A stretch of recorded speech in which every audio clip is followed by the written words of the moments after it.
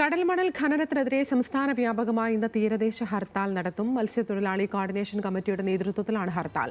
വിവിധ മത്സ്യത്തൊഴിലാളി സംഘടനകൾ, ബോട്ടുടമകൾ, മത്സ്യത്തൊഴിലാളി സമൂഹം തുടങ്ങിയവർ ഹർത്താലിന്റെ ഭാഗമാകും. ബിനിൽ ലീല സാബു ഉണ്ട്. ബിനിൽ, ഹർത്താൽ എപ്പോൾ ആരംഭിക്കും?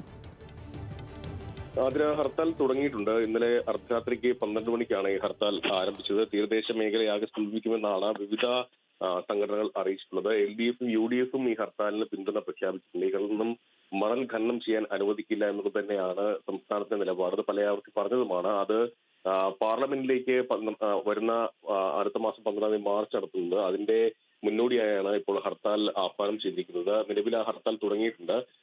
ഇന്ന് മത്സ്യത്തൊഴിലാളികൾ ആരും കടലിൽ പോകില്ല. മാത്രമല്ല ഫിഷിംഗ് ഹാർബറുകളും പ്രവർത്തിക്കില്ല. അങ്ങനെ തീരദേശ മേഖല ഒന്നാകെ സ്തംഭിച്ചിട്ടുള്ള സമരമാണ് തീരുമാനിച്ചിട്ടുള്ളത്. നേരത്തെ പറഞ്ഞതുപോലെ LDF-ഉം UDF-ഉം അതിന്റെ അനുകൂലമായുള്ള മറ്റു സംഘടനകളും ഒക്കെ ഈ ഹർത്താലിന് പിന്തുണ പ്രഖ്യാപിച്ചിട്ടുണ്ട്. അതോടൊപ്പം തന്നെ ലത്തീൻ സഭയും വിവിധ ധീവര സഭ, വിവിധ ജമാഅത്തുകൾ, അങ്ങനെ പൂർണ്ണമായും വിവിധ സമുദായ സംഘടനകൾ ഈ ഹർത്താലിന് പിന്തുണ പ്രഖ്യാപിച്ചിട്ടുണ്ട്.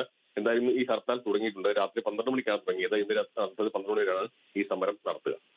അതെ,